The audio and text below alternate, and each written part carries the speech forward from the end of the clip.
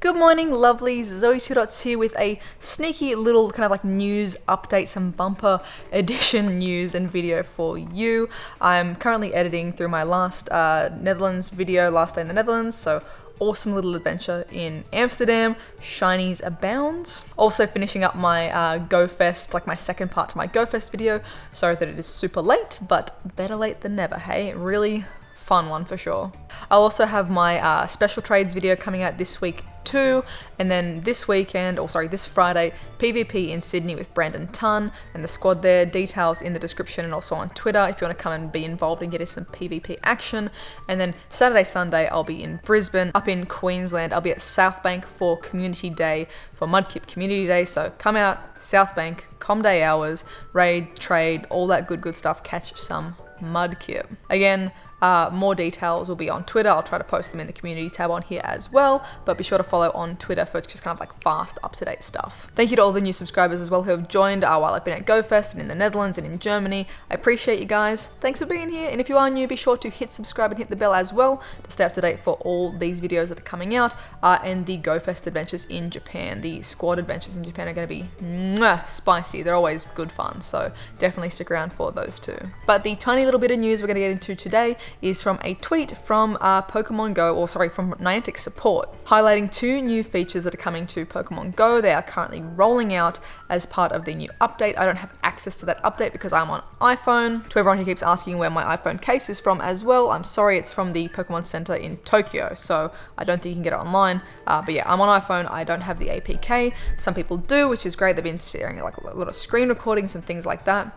But the video we're peeping is from Niantic support, basically detailing they're rolling out a new appraisal system which looks spicy, and a new charge battle mechanics. This is going to be the update to the how we use our charge moves. So if we jump into the video as well, we kind of have this dedicated appraisal menu. Once we hit appraise, this lovely little pop-up graphic with attack, defense, HP, and like a meter bar that fills up, and then a 3-star system above it. So it's kind of telling you, I mean, I'm sure we'll get more hands-on with it when we get it. Basically saying, hey, this one's got pretty good attack, this got pretty good defense. It's not just like this right on here. Great attack, not so great on the defense and the HP. It's kind of giving it the 1 star out of 3. I'll show you here as well. If you appraise a 100% Pokemon, thank you Geo Reversal for this footage as well. It comes up as red bars all filled up and the 3 stars filled in too. So 100%, this is what you're going to be looking for your appraisal system. Super duper fast swiping in between all these Pokemon as well. You can just kind of plow through your appraisals. If you're only someone that's looking for hundos, GG easy. If you're someone who's looking for PvP specific IVs, this method might still not be fantastic for you. It might not make your process any quicker. And to the people commenting saying like, oh, this new update is going to kill like IV checkers like Pokegenie or Calci IV, those already kind of generate a IV based off the CP, the HP, the attack, like all of the Stardust, all of the pre-existing stats that are just on the Pokemon screen. Obviously, to refine those, if you are using those third-party apps, which I don't always recommend, blah, blah, blah, terms of service, X, Y, and Z, but if you are using those, it's usually only to get a more refined IV that you need to have the, wow, attack, defense, battle with the best of them, etc. I'm sure it won't be long until those apps kind of like conform to this new system as well, but if you just need a general overview, this is going to be fantastic. If you just want hundos, this is fantastic. If you want 0%, boom, very visual, very simple. But if you need that high level stuff like PvP stuff, there's already existing kind of like calculators that just work off the numbers that are on the screen without the higher level appraisal. We'll see how that evolves in the future. But for now, I think don't stress too heavily about it. Like let's stress if it breaks something. The next bit of the video goes into the PvP component, which is going to be, hey, it's time to pump out this charge move, and we're wanting to, this is so cute, make sure we tap all of the water bubbles for the, move here. X scissor, it's got like a swiping action, swiping across, making sure we swipe through all of those little, like, I guess, element bubbles. A different pattern here as well for the Stone Edge, kind of like this falling rock pattern too. I'm curious to see kind of like how many of these, or how many different shapes or combinations there are for these, connect the dots essentially. I will be stoked if Charm is a giant love heart, not gonna lie. But once again, first of all, thank you for saving my hands from doing this rapidly on my phone every time.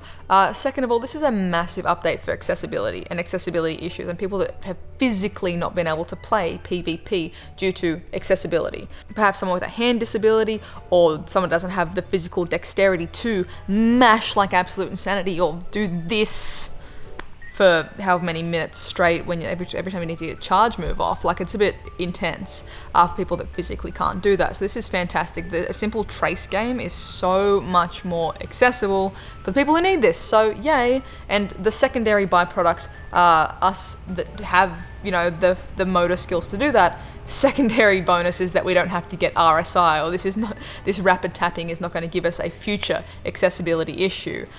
So win-win for everyone, I think. Again, I like to wait and see until I have my hands on stuff to give actual feedback of how I like it, blah, blah, blah. But I think overall, this is a really healthy feature. This is fantastic for people who physically could not play PvP.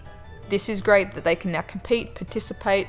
You're no longer a spectator, you're a battler. Get out there, let's do this. But yeah, I want to hear from people who actually have been limited due to accessibility or whatever it might be. If you've physically, hey, I've got no fingers, that previous method sucked, let me know in the comments, is this new update great, or is it still not quite hitting the mark for accessibility?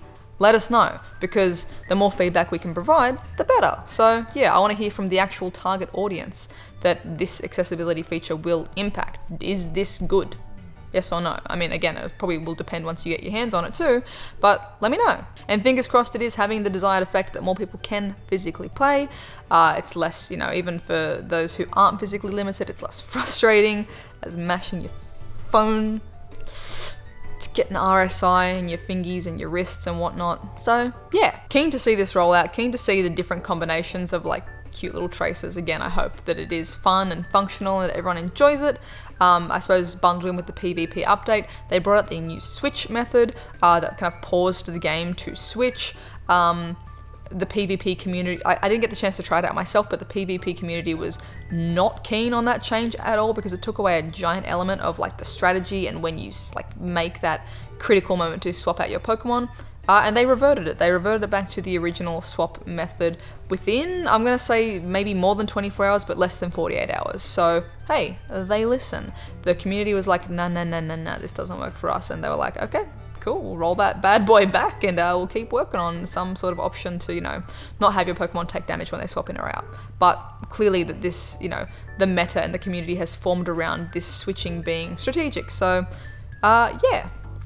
They are listening, so if for whatever reason this accessibility, this new method of, you know, trace game is not well received overall, like if 100% of people are like, nah, then hey, you know, give your feedback, give critical and informative feedback, not, this sucks, I don't like it. Like, okay, it sucks and you don't like it, but why?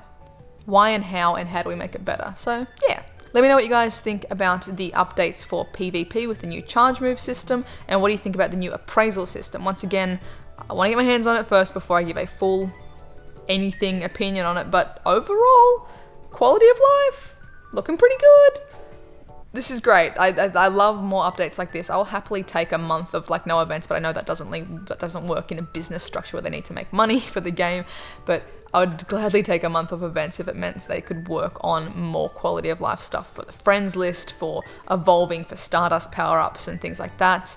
So I love this. This is, I hope, fantastic. So yeah, let me know what you guys think in the comments down below. Again, if you are new, please be sure to subscribe. Thank you to everyone who did leave a like on this video as well. And if you'd like additional ways to support the channel, links for Patreon and the merch are in the description down below as well. Hope you guys have a wonderful, wonderful morning, noon, night, whatever time it is for you, and I'll catch you guys in the next one. Bye.